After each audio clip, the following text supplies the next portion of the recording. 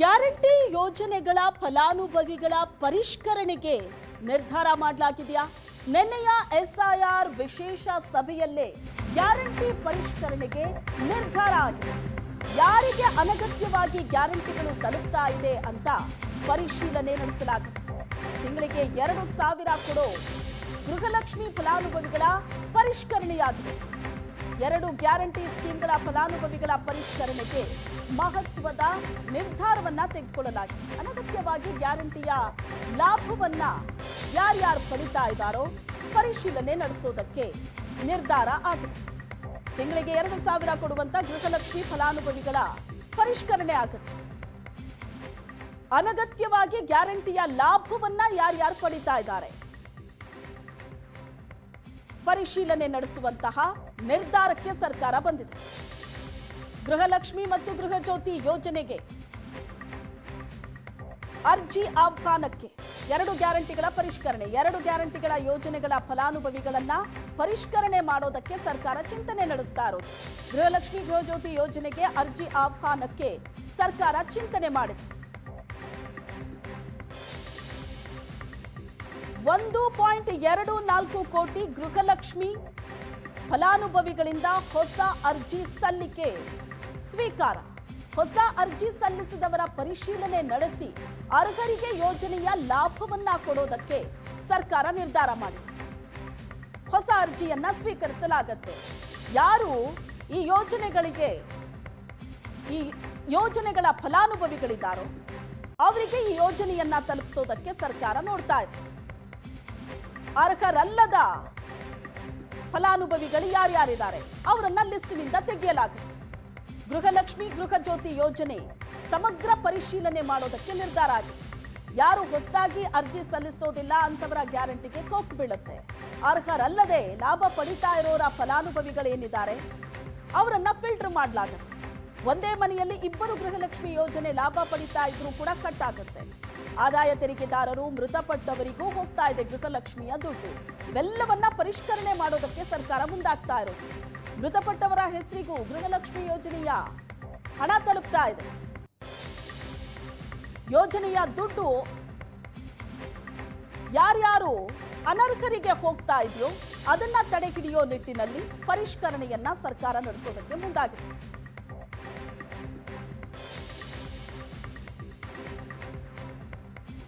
Guarantee ಪರಿಷ್ಕರಣೆ ಯಾಕೆ ಅಂತ ನೋಡ್ತಾ ಹೋದ್ರೆ ಹಲವು ಕಾರಣಗಳು ಸಿಗುತ್ತೆ.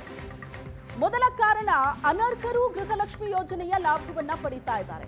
ಅರ್ಹರಿಗೆ ಮಾತ್ರ ಈ ಯೋಜನೆಯ ಲಾಭ ಹೋಗಬೇಕು.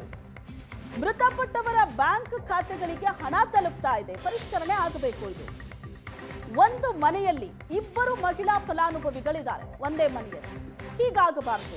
ಒಂದು ಮನೆಯಲ್ಲಿ ಗೃಹಲಕ್ಷ್ಮಿಯ ಹಣ ಏನಿದೆ ಒಬ್ಬರಿಗೆ ಮಾತ್ರ ಹೋಗಬೇಕು. ಒಂದಕ್ಕಿಂತ ಜಾಸ್ತಿ ಜನಕ್ಕೆ ಹೋಗ್ತಾ ಇದೆ.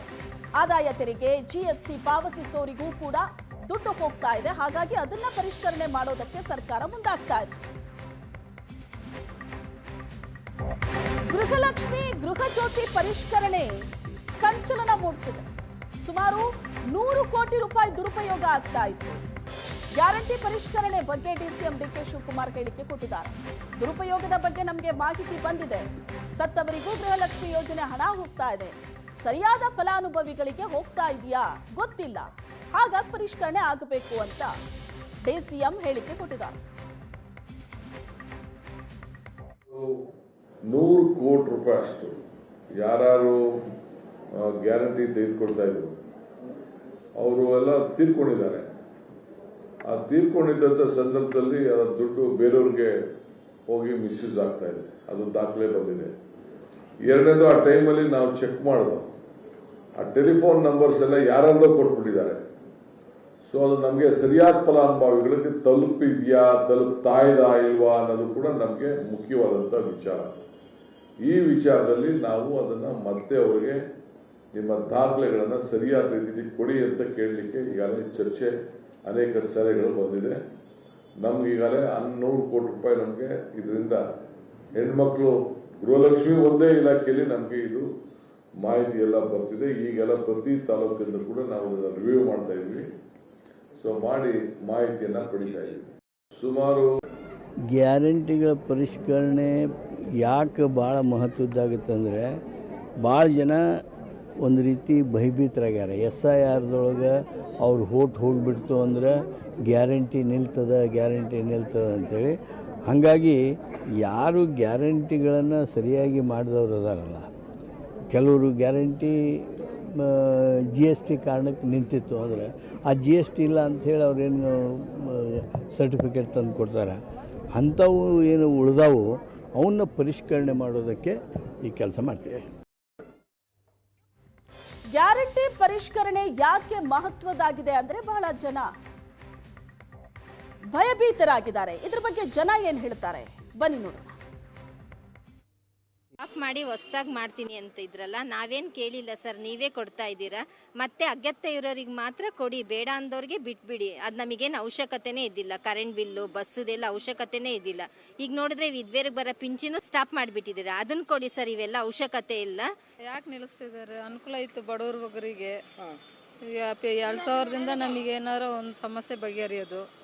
ಈಗ ಅವರು ಕೆಲ್ಸಕ್ಕೆ ಹೋಗೋರಲ್ಲ, ವಯಸ್ಸಾದವರು, ಅವ್ರಿಗೆ ಪಿಂಚನ್ನು 2000ನೇ ಕಾಯೋದು. ನಮಗೆ ಅಂದರೆ 2000 ಅಂದರೆ ನಾವು ಬಡವರು, ಕೂಲಿ ಮಾಡ್ಕೊಂಡು ತಿನ್ನೋರು. ಏನೋ ಒಂದು 2000 ಬರ್ತೈತೆ ಅಂದರೆ ಏನಿಗಾರ ಒಂದು ಮಕ್ಳಿಗೆ ಒಂದು ಫೀಸ್ ಟ್ಯೂಷನ್ ಫೀಸ್ ಕಟ್ಟೋಕ್ಕಾಗಲಿ, ಇಲ್ಲ ಮನೆಗೆ ಒಂದು ಕರೆಂಟ್ ಬಿಲ್ ಕಟ್ಟೋಕ್ಕೆ ಆಗಲಿ. ಕರೆಂಟ್ ಬಿಲ್ಲು ಜಾಸ್ತಿ ಬರುತ್ತೆ, ಫ್ರೀ ಅಂತಾರೆ, ಬರ್ತೈತೆ ಬಿಲ್ ನಮಗೆ 1000 ರೂಪಾಯಿ ಮೇಲೆ ಬರ್ತೈತೆ. ಬಟ್ ಅದಕ್ಕೆಲ್ಲ ನಾವು ಯೂಸ್ ಮಾಡ್ತೀವಿ 2000. ಬರೋ ಸಂಬಳ ಬರಲಿ, ಅದು 2000 ರೂಪಾಯಿ ಬರೋದು ಬರಲಿ. ನಾವು ಬಡವ್ರು ಏನು ತಿನ್ನಬೇಕು ಒಟ್ಟಿಗೆ, ಅದ್ರಾಗಾರ ಜೀವನ.